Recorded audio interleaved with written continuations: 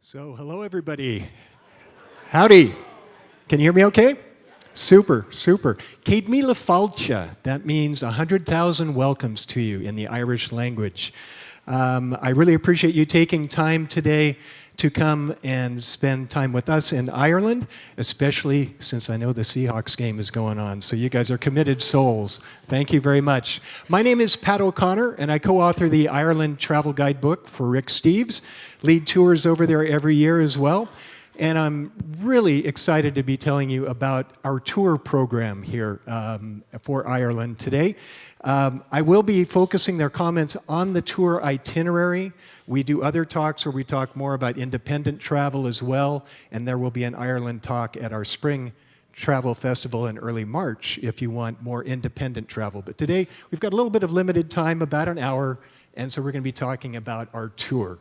So without further ado, I would like to introduce my two Irish colleagues coming here all the way from Ireland. Please welcome Dara Hurley and Kathy Ryan.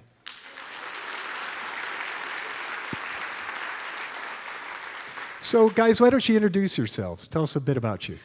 My name is Kathy Ryan. I was born in America, reared partly in Ireland, and I've been living in County Louth, which is called the Wee County. About an hour north of Dublin, I live on the east coast of Ireland, and I guide only the Irish itineraries because I love them.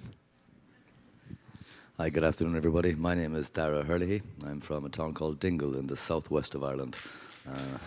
That's it. Let's hear it for Dingle. Thank you all very much. And I look forward to seeing you all in Ireland, whether you're on a tour or you're traveling independently. We have no doubt you'll enjoy your experience. Super.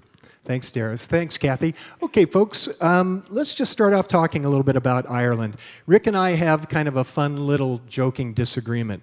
He calls Ireland the rainy Italy. And I have to come back with, well, Italy is just kind of a dried up Ireland, right? You know? Okay, let's not get any international conflicts going here. No, really, I think when you go to Ireland, there is no Eiffel Tower, there is no Colosseum, there aren't the Alps. What you really have are the people. The people are truly the treasures of Ireland. I know that sounds like a cliche. You guys are treasures over there. Let's get started looking around Ireland here. First of all, this is our tour program. I should spend a moment with this. Our tour program is covering all of Europe, all the way from St. Petersburg to Dublin to Athens to Lisbon. So if you're interested in any of our tours, that is our tour itinerary, which you can find on our website and also in our brochure that we have out in the lobby for our tour program. We also, just to mention this in passing, we have a consultation service for folks who would like to have their independent plans traveled. In other words, not touring, but traveling on their own. Come to us with a wish list of destinations. We'll help you to craft a independent trip for yourselves to travel with in our consultation service. That's about $50 for a half an hour in person and $75 a half hour over the phone. And by the way, I am remiss because I also want to welcome not only you folks, but our streaming audience. We have people watching this online right now, so welcome to you folks as well. My apologies. So anyway, our consultation service is available for those of you who want to do it independently. And these are our guidebooks. Our guidebooks are intended to empower you to travel independently if you're interested.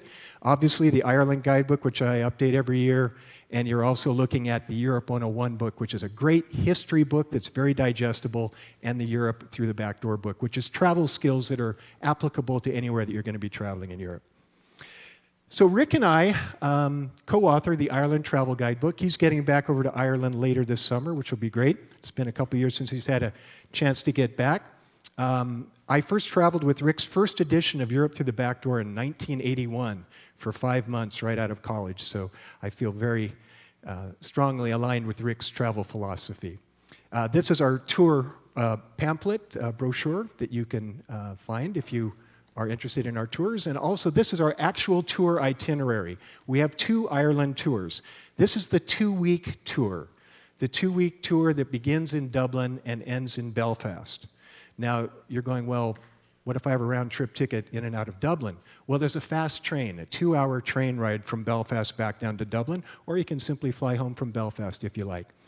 But since I'll be talking about 2 itineraries today, just keep in mind, if you have your heart set on one particular site, like the Aran Islands, they're on this itinerary, whereas Newgrange and Brunaboyne, the Boyne Valley, is on the other itinerary. So just look closely at the itinerary if you have your heart set on a particular destination. And this is our 1-week tour of Ireland, because Americans have the shortest vacation schedules, in the world, unfortunately. So a lot of folks can only break away for a week, and if that's you, then we've distilled our best of Ireland down to this single week tour that has Dingle and Dublin and Ennis on it.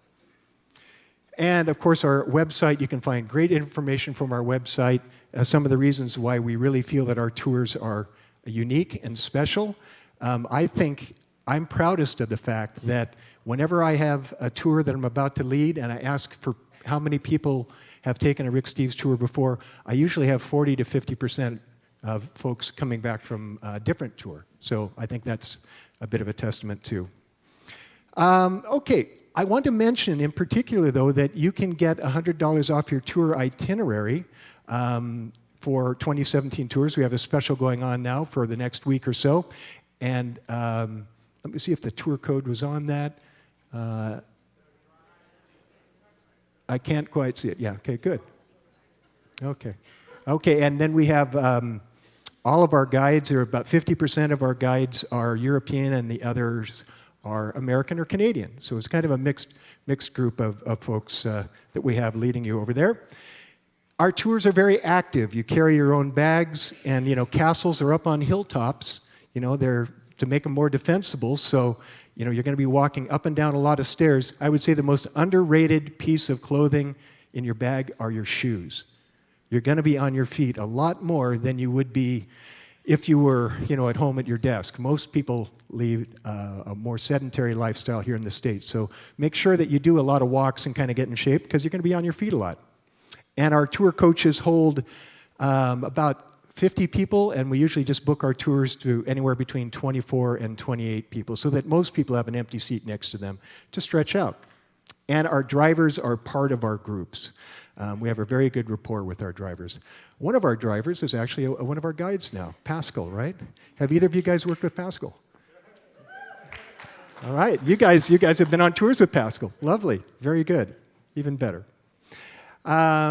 And then we have group dinners. About 50% of the nights on a tour, any of our tours, will have a group dinner together. And then the other nights, you'll have time on your own to do whatever you'd like to do, have your own serendipity, follow your own interests. So our group dinners are roughly half of the nights of any of the tours that we do. We like to stay in locally owned, sort of characteristic little hotels and B&Bs on our tour. So very, very cozy little places for the most part. And they all come with an Irish breakfast.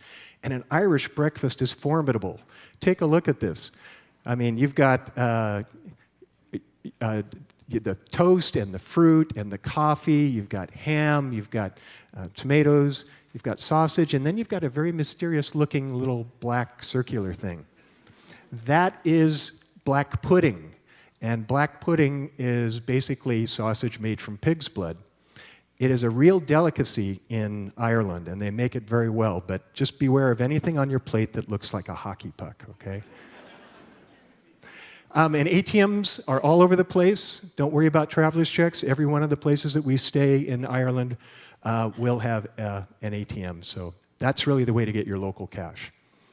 Now, when we're looking at a map of Europe, you can see here the green countries are all the ones that use the euro currency, okay?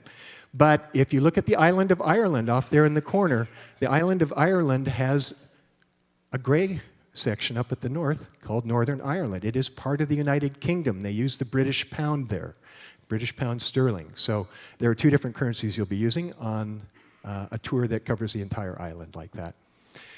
So specifically about Ireland, Ireland is about the size of the state of Maine. Has about 5 million people on it.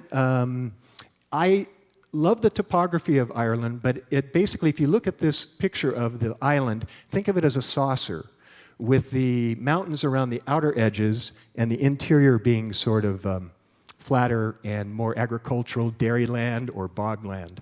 So our tours generally stick more around the outside edge of the island, although we do go across the middle a fair amount. And what you're looking at here are the 4 provinces of Ireland, ancient provinces, as well as the 32 counties. And in particular, look at the orange section up at the top. That is the ancient province of Ulster.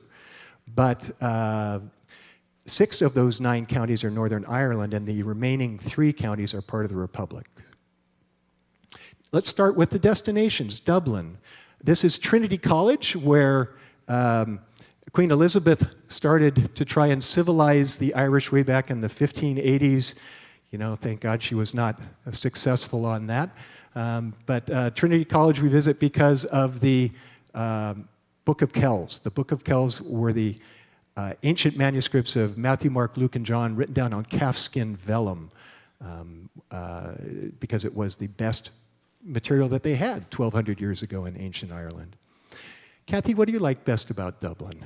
I love the buzz of Dublin. Dublin is a young, vibrant city full of wonderful cultural institutions, great museums, galleries, endless nightlife, whatever you're in the mood for. Really, really delicious restaurants, and the people are characters. Lots of wonderful pedestrianized areas to walk around, and I live in the country, so it's really just great to get to Dublin with its literary history and just the buzz. I love it. Cool. How about you, Dara? In particular, I like the nightlife. No, Dublin is a very historical city. I love the architecture of the city itself, and I mean, you're in a city where there's over 1 million people living, but everybody's friendly. It doesn't feel like a large city. It feels like you're in a small town. It really is, and the crazy colours and the Georgian and Victorian periods, and very, very interesting city. A third of the population of the island of Ireland live in Dublin itself. So it's a very big city, very congested city. At any rate, this is the Book of Kells image I have up there now. And I also want to mention to you that Irish writers are world-renowned. You probably already know that. There are 4 authors, Irish authors, who have won the Nobel Prize for Literature. And when you think about the size of the island and the relatively small population, it's an amazing literary tradition there. Folks who are into James Joyce and Oscar Wilde and George Bernard Shaw and W.B. Yeats, you can go on and on, Samuel Beckett. These are amazing authors who have their roots in the Dublin area. And this museum is worth it for folks who are interested in Irish Lit, the Dublin Writers' Museum.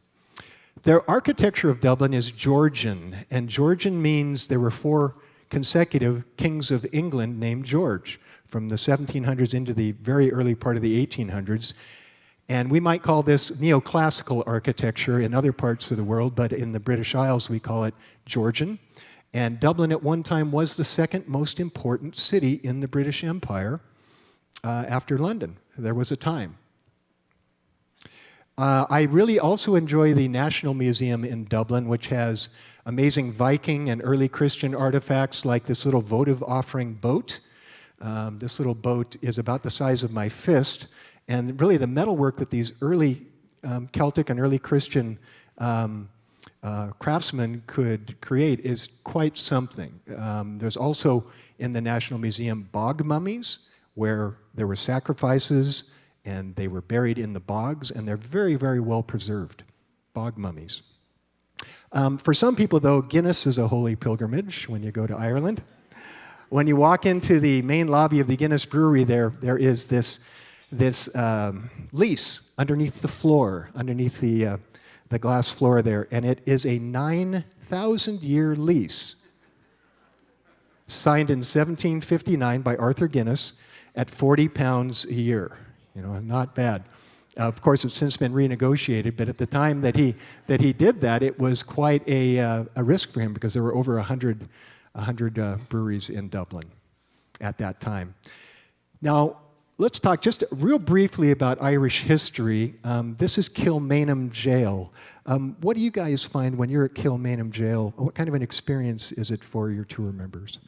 Kilmainham is it's quite a moving experience. the history of Kilmainham Jail is so interesting for us as Irish people. It dates back to the 1916 Rising. We celebrated our centennial this year, and they took 14 of our leaders and they executed them in Kilmainham Jail. And to go there and to walk through the cells and to walk through what our past was, it's just an absolutely breathtaking experience. And it's especially poignant because these men and women who came to fight for Irish freedom were not trained soldiers. They were teachers and poets. They were ordinary people like us, and they knew that they were not going to succeed, but they had to lay their life down because they knew it was time. And the executions were so awful that it actually galvanized public support, and that was the true beginning of a movement for Irish freedom. And their names are over the doors of their cells. You can walk into where they lay before they were executed. It's just a profound experience. It really is. And I just also want to amplify something that was said, and that is that this is the 100th anniversary, actually last year, 1916, Darragh was mentioning, 100th anniversary of the Irish getting their independence from Britain after 750 years. Ireland was Britain's first colony, if you think of it that way. And some would argue that Northern Ireland is still part of, definitely part of the United Kingdom, but might be the remnant of Britain's closest colony. Time marches on, and I'm not going to be able to go into too much depth on some of that history, but we do cover Northern Ireland quite extensively on our 2-week tour. At any rate, Kilmainham Jail, where the Irish rebels were executed in 1916. After that uprising, the Irish got their independence in 1922, right in this square. This square is at Dublin Castle.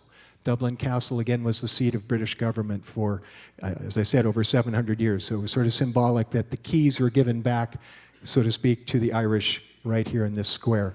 And then tragically, as is so often the case, if you look through history of many countries across the world, as soon as a country throws off their colonial oppressor, they have a civil war. Too often the case. And the civil war that hit Ireland about a year and a half after, a little less than a year actually, after the treaty was signed with Britain, two sides of the Irish, one side agreed with the treaty, the other side didn't, and they went to war over it. And more Irish guys died during the Civil War than died fighting the British 2 years before. So very tragic, but I think Ireland is really to be credited for the fact that it came out of the ashes of that Civil War stronger than ever, and come into the 1930s when there is instability and fascism rising in Europe and so on, and Ireland pretty much handled it pretty smoothly. So anyway, again, we can't get too far into the history, but this is the four courts where the Supreme Court is in Ireland, and the first shots were fired here of the Civil War, and the records office that had all of the genealogy way back to the 1200s burned in that Civil War. So if you're having trouble tracing your Irish ancestry, part of the reason is, unfortunately, that fire. How many folks, by the way, here, raise your hands if you've got Irish ancestry. Wow, fantastic. How many of you guys have been to Ireland before? Lovely. Okay, very good. Dublin is cut in half by the Liffey River. This is a shot of the Liffey River and the halfpenny bridge, or the halfpenny bridge as they call it. It used to be a halfpenny to cross it as a pedestrian. It leads into the Temple Bar neighborhood, which is quite a party zone. It is lots and lots of fun, but lots of stag and hen parties, and probably wouldn't be the place to sleep, okay? I stopped listing any hotels in the Temple Bar in the guidebook a few years ago because people just couldn't get a decent night's sleep. Fun to go and party in, but we have lodging listings in quieter parts of town than the Temple Bar. People watching in the Temple Bar is lots of fun. The Dutch soccer team was in town to play the Irish. And this guy was about 6'7". I wasn't going to argue with him. His friend is looking at him going, what were you thinking of?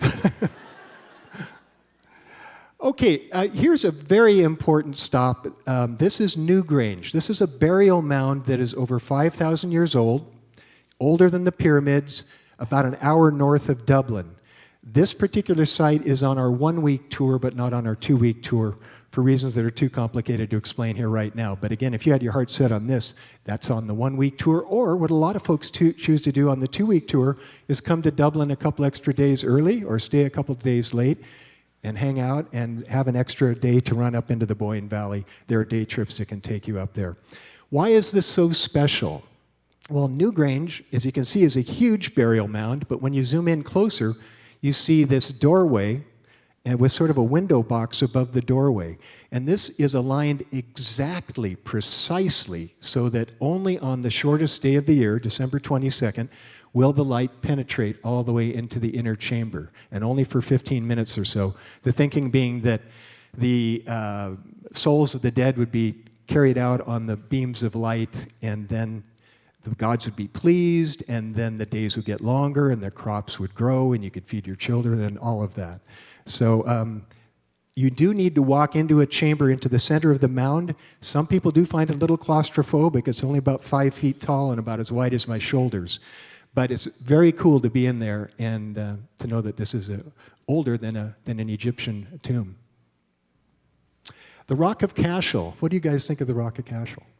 I love the rock. This was originally the seat of the High Kings of Munster, and it is where all of the business of the province would have happened.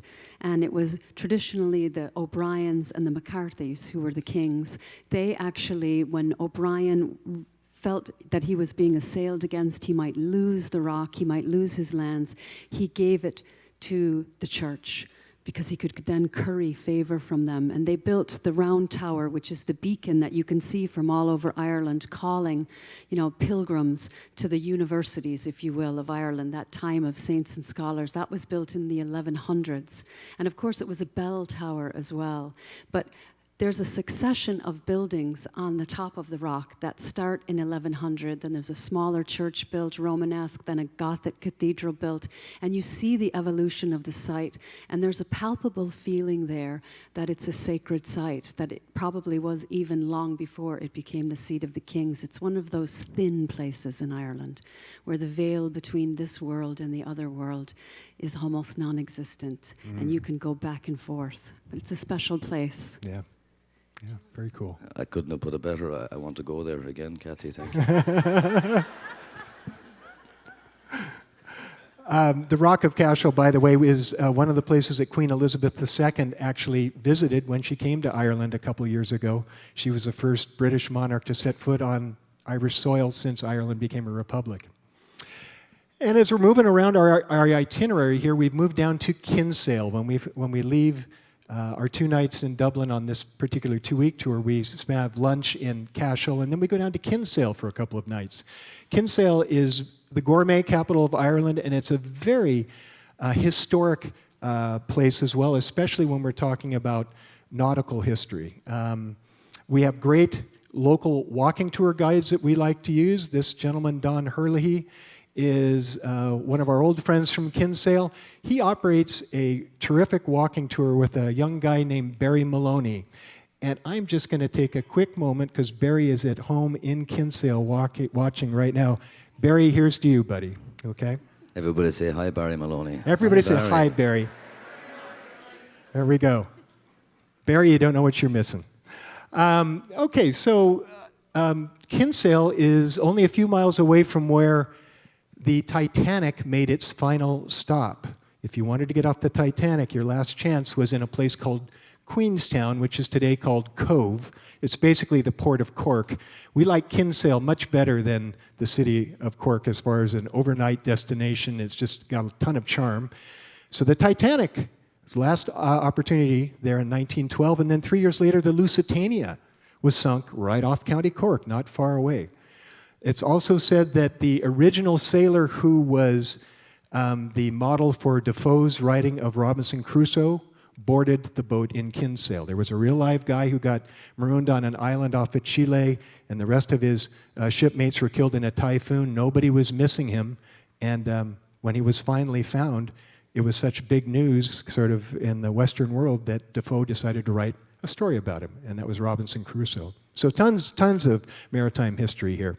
Charles Fort is a huge fort that dominates the bay because the British knew how strategic this bay was. We definitely visit this fort on our tours.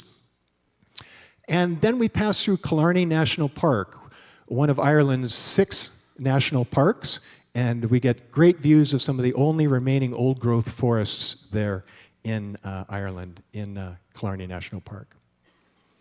Then we come to probably what has to be our favorite town in Ireland, and that's a tough thing to say. Well, I love so many of them, but Dingle is the only town where we spend 3 nights on our tour. And actually, we happen to have a local from Dingle. Dara? Where do I start, Pat? I'll have to correct you on Kinsale, because Kinsale used to be the gourmet capital of Ireland, but unfortunately it no longer holds that accolade. Dingle does. Uh-huh. So we come from County Kerry, and Kinsale is in County Cork, so there's always friendly rivalry between both counties. It's all in good nature. But Dingle itself, I mean, I absolutely adore Ireland, all of it, and Dingle is a beautiful, picturesque little town, and there's some great nightlife there. We really love our traditional Irish music. The scenery is absolutely breathtaking. The people are just, it's so difficult to condense into such a short period of time. I could spend an entire 2 days speaking about Dingle, so I'll give it to you from Kathy's perspective, perhaps. Dingle is a lot of fun. You will have the best time in Dingle. It has everything. As one of our colleagues, Roseanne, says, it's the microcosm of Ireland. Wonderful cultural antiquities, prehistoric sites, fantastic pub life, pubs that haven't been changed since they were built, gourmet capital designation now, really fine restaurants, and the people are just fabulous and very welcoming. It's a Gaeltacht, so you'll hear Irish spoken. There are 25 internationally touring Irish musicians living year-round in Dingle, so you will get the cream of the crop of musicians playing for nothing in a pub. So it has everything: sea, mountains, and beautiful painted facades on the houses, so you get that lovely quintessential feeling of being in an Irish village. It's a great town. And we get the day off there, which is brilliant. So you can go on a boat trip, or you can just go for lovely walks, or you can shop till you drop, lots of craft stores, things like that. How much more time do I have? And we have a population of 2,400 people in the town of Dingle, and we have 27 pubs, so do the maths.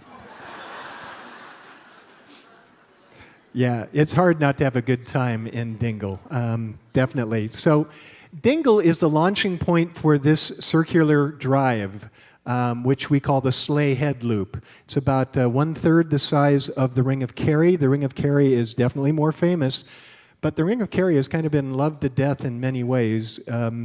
There are convoys of tour buses that launch out of Killarney, and God bless them, we prefer Dingle.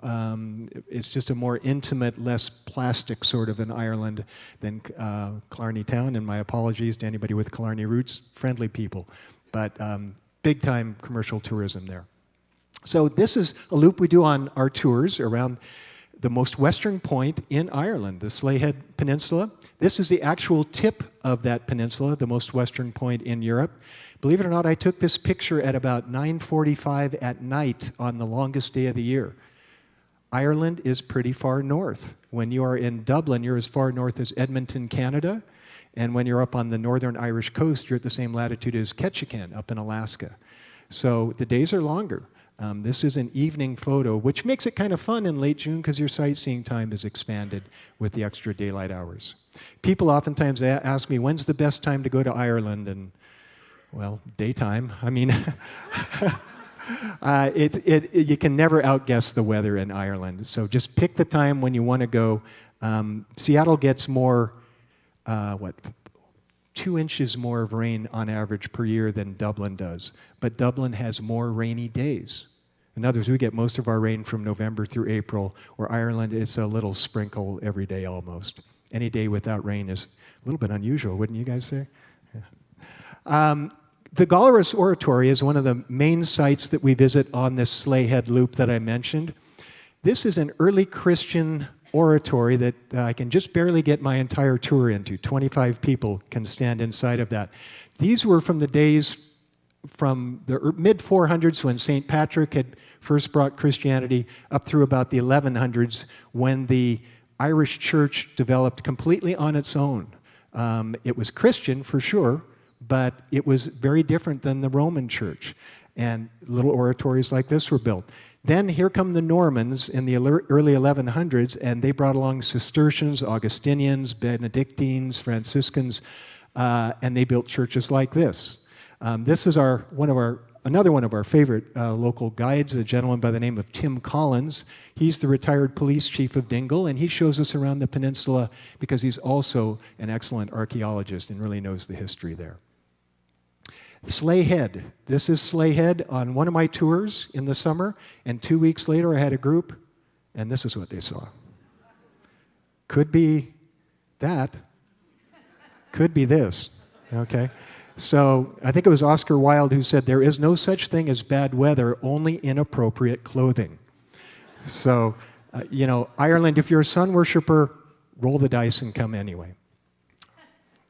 The Blasket Islands, Great Blasket Island, is right off the tip of the Sleigh Head Peninsula. There's a great storytelling culture that came from this island. There were fisher folk who in the evening had nothing to do on an isolated island other than play fiddle and dance, and then tell stories. Some great Irish books were written on this island, and unfortunately, the people had to move ashore in 1953. So it's an abandoned ghost town of an island with an excellent museum on the shoreline telling about this lost community at the Great Blasket Center. We visit that on the tour too. It's very, very evocative. And I think Dara had mentioned earlier, there's lots and lots of activities to do in Dingle. I know horseback riding, kayaking. Am I missing something? Walking, biking, drinking. I'm catching a theme here. Yeah, for active people, for outdoorsy kind of people, Dingle is great for that. Okay, now the pub culture, the public living room. You probably know that the word pub comes from public living room. In the days when many Irish just had a one-room cottage and no room to entertain, so they'd meet at the public drinking house, the publicly licensed place to have a beverage. And some can be quiet, like this little one, Curran's in Dublin, or some can be kind of steamy cauldrons of conversation and music, like Dick Mack's, which is only a block or so away in Dingle. Irish pubs can really be a lot of fun, and Dingle is definitely a place for that. And Pat, I'd like to say just about these pubs, we don't just have a huge drinking culture. I'm just being facetious. And what's really special about these bars, you can walk in and you can meet somebody who's 91 or 2 years of age. We go into Kern's pub, and Timmy there, he's 91 years of age. He sits there with his glass of Guinness and his glass of whiskey, and for him it's a very important social outlet. It's a way for him to meet new people and to interact. And so the pub life to us in Ireland it's not really just about going out drinking. It really is the social element of life in Ireland, and it's where you learn stories and you learn about people and about what they've been through, and it's a really interesting way just to strike up a conversation with a total stranger, as you well know. Yeah, absolutely. So on the last shot, this is the music culture of Ireland. The pubs have amazing, amazing music. And it really, really grows on you. This is a music session, and I have to turn to you, Kathy, because I know you're such an amazing singer.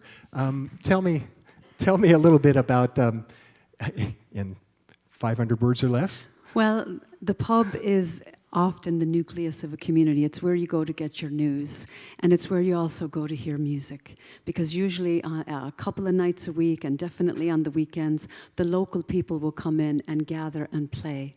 And you might have a cup of coffee and go in and hear them, or you might have your few pints like they have on the table, but they perform in what's called a session. They sit in a quiet, it's not amplified. So they're sitting in a small corner of the pub, and usually it starts with one or two musicians, and then more musicians come in because they know there's going to be music there. And we all then just sit around and listen. And someone in the pub itself will stand up and sing a song. Somebody else might get up and recite a poem. And it goes on and on and on all night long, tune after tune after tune. And it's just full of life and fun. The pub is a very important place in Ireland. It isn't just about drinking, it's about expressing the culture, getting to know each other and listening to the music, because the music takes you out of the room, and yet it connects you to everybody in it at the same time. Very well said. Yeah, the music in Ireland is amazing. Ireland is the only country in the world with a musical instrument as its national symbol, and it's the harp. The harp. You'll see it on all the euro coins that are minted over there. Now, there are also concerts in Dingle at the St. James Church here that you're seeing here. If you want a more sort of concerty, sort of controlled setting where you can hear the music better and not be up as late as it would be in the bar. There's a cool little music shop in Dingle that does the same thing. So there's plenty of opportunities beyond the pubs even to hear music in Ireland. This picture I threw in here because when you're driving around Ireland, you're going to see some weird little rings, and they're actually not small, they're quite large. You can see 2 rings in this photo. When you get closer to them, these are Irish ring forts, Iron Age, usually roughly 2,000-year-old, roughly the time of Christ. If you were a well-to-do Irish clan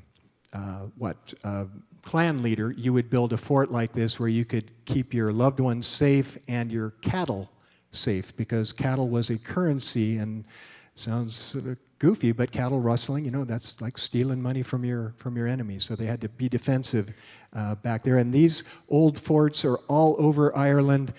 People used to think of them as fairy forts, as the little people would have built them, because they kind of forgot who had originally built them. And there was a woman, a folklorist in Galway, and she was asked once, do you believe in fairies? And she stopped for a second and she said no, but they're there anyway. The Cliffs of Moher, kind of a postcard shot that will be on every Irish calendar. We definitely drop by here on both tours. 700-foot drops right into the sea. A beautiful, beautiful, very dramatic coastline facing the Atlantic. Here we go with the Irish harp. Again, I mentioned the national symbol of Ireland. Lovely, lovely sound, the Irish harp. And then you'll find holy wells in different parts of Ireland. This is a well very close to the cliffs called St. Bridget's Well. And when you walk into the well, you see all of these keepsakes and knickknacks from people who are leaving little offerings behind. Holy wells were originally Celtic, pre-Christian places of worship, because they thought water was the portal to the underworld. And when Christianity came with St. Patrick, he very enlightenedly just sort of rebranded those holy wells as St. Bridget's Well or St. Kevin's Well or whatever. Really intimate, lovely little peaceful places, these holy wells. We walked through the Burren for a little while on our tours. Another one of the national parks with an ancient burial dolmen here that's almost 4,000 years old, where the cremated remains of the aristocratic people of the pre-Celtic culture would have been Neolithic man, I guess, building structures like this that still exist.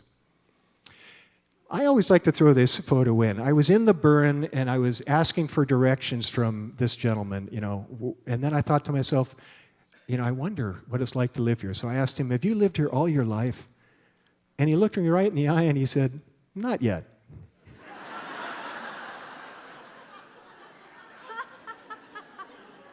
So moving on to Galway here. Galway is a university city and a great base for the West Coast exploration. Kennedy visited Galway way back in the early mid-1963, right after he did his Ich bin ein Berliner talk in Berlin at the Berlin Wall. He went straight to Ireland, went from the Cold War to a wonderfully warm reception in Ireland just 5 months before he was assassinated. And at that time, they were building the main cathedral in Galway, a modern cathedral, mid-1960s. And when you go into the cathedral in Galway, you get JFK right next to a mosaic of the ascension of Christ into heaven on the third day. Practically a saint in some ways to some people in Ireland. Aran Islands, beautiful, beautiful rugged islands off the west coast of Galway. We do this on our 2-week tour. We come out there by boat, and so it's, of course, tidal. We're out there for 5 or 6 hours during the day when the tides are out, and then we take a late afternoon boat back.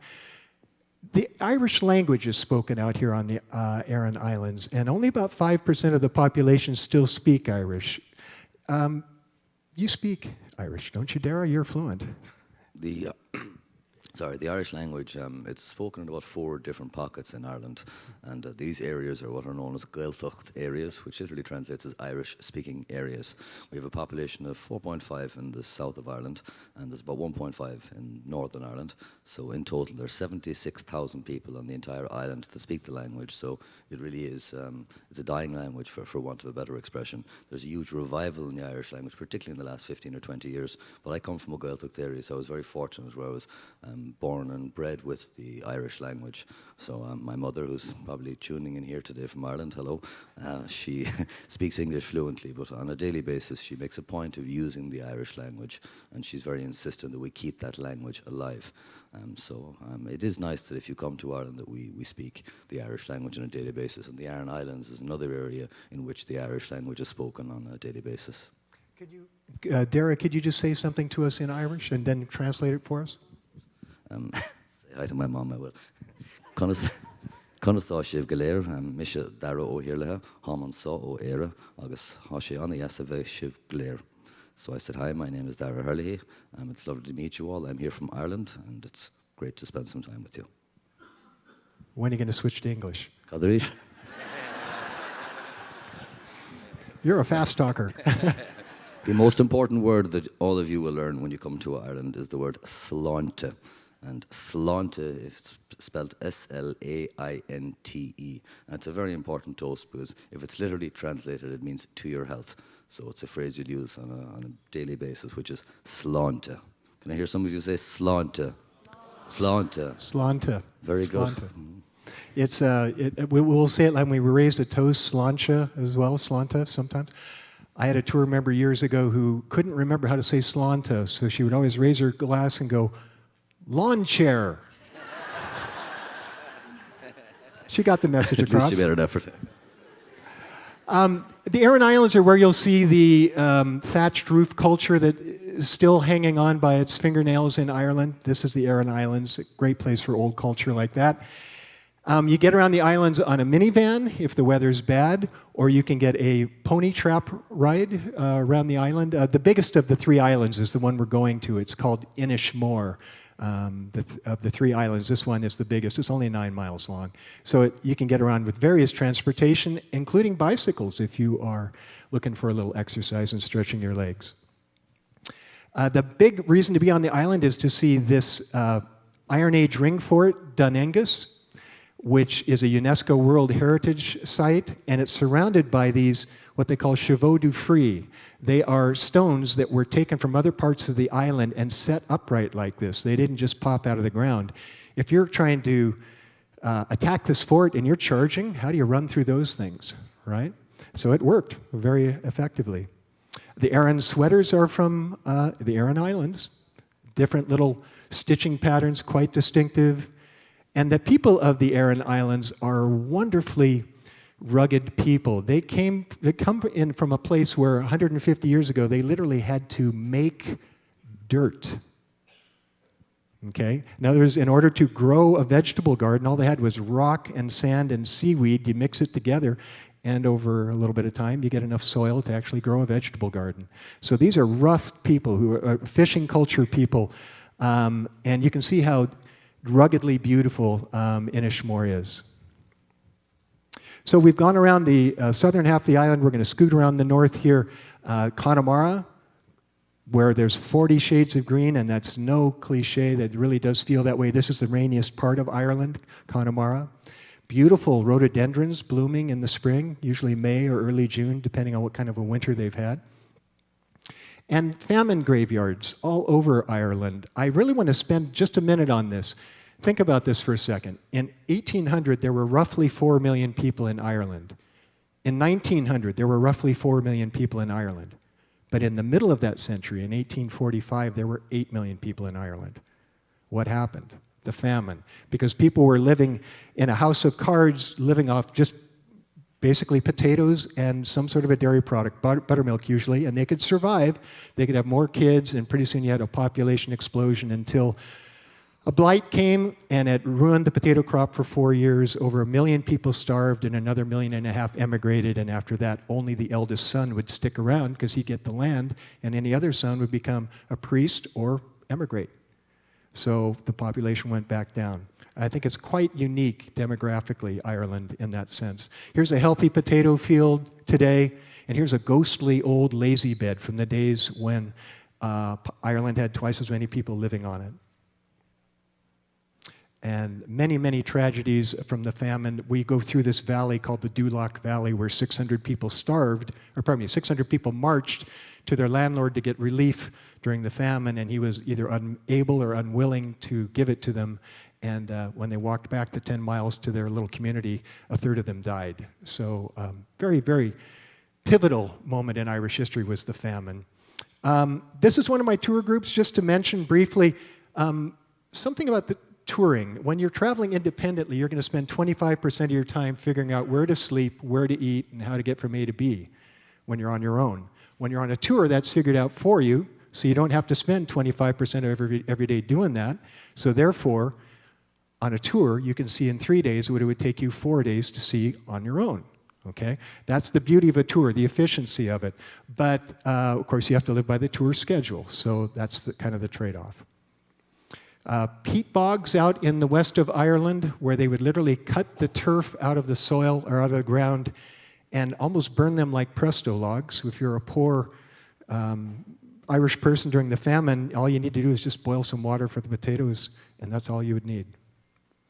But the bog is a very diverse habitat as well, because there are not enough, weirdly enough, not enough nutrients in the soil, so carnivorous plants like this sundew grow out in the bog. This is like a Venus flytrap, only it's called a sundew out in the bog, because it can't get the nutrients it needs from the soil, so it gets them from insects. The travelers, we used to call them tinkers, but that's a politically incorrect term today. The travelers are a community of 30,000 people who choose a nomadic lifestyle around Ireland, and they're kind of a closed-off community with their own lingo and so on, their own values. And on our tours, we talk a little bit more about them. Croagh Patrick is the mountain that St. Patrick supposedly banished all the snakes from. Just like Moses on Mount Sinai, he supposedly spent 40 days and 40 nights on top of this mountain and banished the snakes. There were never any snakes in Ireland. It's symbolism of the banishing of pagan beliefs, basically. And if you climb this mountain on the Holy Pilgrimage Day and you're truly devoted, you do it barefooted. Do you look at the guy on the lower left? 2,500 feet up, barefooted. Yeah, so there are many Irish pilgrimages. This is the one that I think is most evocative, to the top of Croagh Patrick. We stay in Westport on our tour for a night, and Westport in Connemara, or just on the northern end of it, has Matt Malloy's pub. Matt Malloy is the flute player for the Chieftains. The Chieftains come to Seattle usually to play at Benaroya or at the zoo almost every year. So when he's not on tour, he's running this pub. We also drive by and stop for a few minutes at the grave of William Butler Yeats, the famous Irish author, up in County Sligo, as we enter into Northern Ireland. We're going to head over the border into Northern Ireland right now. And let me ask each of you guys, how do you sort of explain or begin to explain to your tour members going into the north? Northern Ireland is a particularly interesting subject for me. We had the troubles there and we didn't sign a peace treaty in Northern Ireland until 1998. So I come from the south of Ireland, and as a result I had this sense of unease about crossing into Northern Ireland. My own father, who's lived in Ireland his whole life, he'd never been to Northern Ireland. And I took him and his cousins up there last year, and I took them up to Northern Ireland, and I took them on a private Rick Steves tour, which they certainly enjoyed.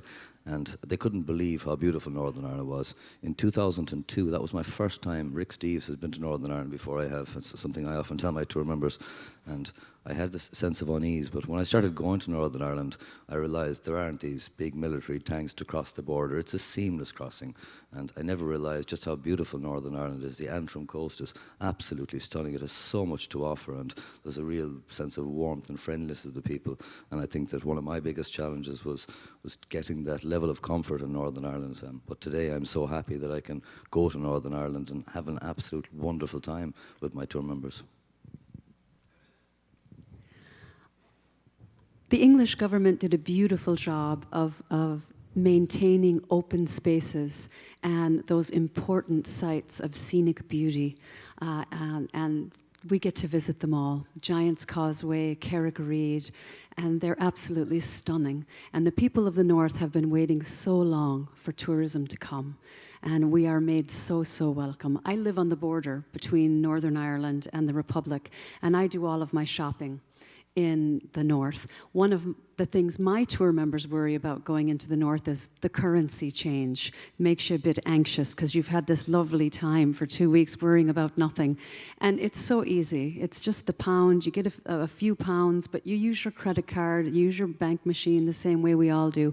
Some things you notice that are different. You go from that small patchwork green, stone-walled field system to much larger open fields with regular fencing. The road signs are different, and maybe there's less of an ish. There's a lot of ish in the Republic of Ireland. You can be, if a shop's supposed to open at 9, it probably will be. It might open at 9:15, but people don't get too hung up about time. But in the north, it's a bit more organized. If it's going to open at 9, it's open at 9. But they are so warm and welcoming. It's a great, great place to visit. Yeah, we feel very strongly on our 2-week tour to include Northern Ireland. Definitely, to give you the broadest range of perspectives. If your heritage is Scotch-Irish or Scots-Irish, is the way I should actually say it. Scotch is what you drink, Scots is what you are. Scots-Irish ancestors who went from Scotland to Northern Ireland, Ulster for a few generations, and then came across, and there were more people of Scots-Irish ancestry who signed our Declaration of Independence than of any other nationality. So they were big time into the founding of our nation long before the famine Irish, and I'm a descendant of the famine Irish in the 1840s. In Northern Ireland, a little over 50% of the population feels very strongly British, and you'll see posters like this showing the origin of the Union flag. The cross of St. George is the English flag, the cross of what is it here? St. Patrick, of course, for Ireland, and then Scotland is St. Andrew. And those three flags on top of each other make the Union flag. The big question for me is, what about if you're Welsh? The Welsh have a red dragon with green and white stripes, and if you throw that on top of this, it'll just look like the dog's breakfast. So that's a question I'll have to get answered someday. As I mentioned, many of our Scotch-Irish ancestors were important movers and shakers in our own history here. So you can see Grant and Jackson and so on.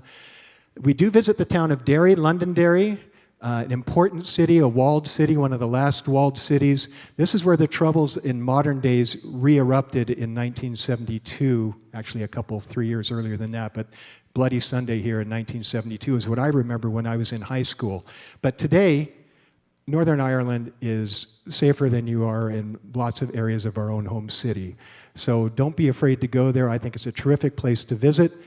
And wonderfully evocative murals like these that explain people's experiences. And again, I wish I had 2 hours to go into more detail here, but if you're interested in how art can become used to portray political views, this is an excellent place to check it out.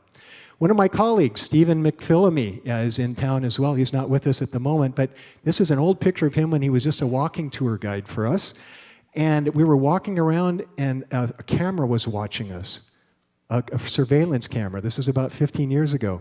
So we're looking up at this camera, and Stephen says, "Don't worry about it. Everybody just stop and wave to the camera." So 25 tour members stop and wave to the camera. And the camera freezes, and then suddenly the windshield wiper goes like this. So there was some bored English conscript there looking for pretty girls on the tour, and he waved back to us with his windshield wiper. By the way, this is gone now. These surveillance towers you see in the back there is gone now as well. So don't worry about going to Northern Ireland. They're reaching out to each other. I have to throw this one in too. I was in the Derry train station, and this tasted just like coffee out of a vending machine. I don't know what the big deal was. I had to take a picture, sorry. I know this is funny, but this is actually, believe it or not, The first Scotch-Irish who went across the Appalachians were nicknamed Billies because they were descendants of King William of Orange, and they were called Billy Boys. They go over the hills, they're hill billies. And if you listen to Appalachian music today, you can hear how close it is to bluegrass music. There's a definite connection. We stay in Port Rush. We visit the Giant's Causeway, which is some of the beautiful coastline that Kathy was mentioning. We visit the Bushmills Distillery. We have an opportunity to hike across the rope bridge at Carrick-a-Reed. Beautiful coastline. Look at that coastline. Dunluce Castle is also one of the places that we visit on the tour.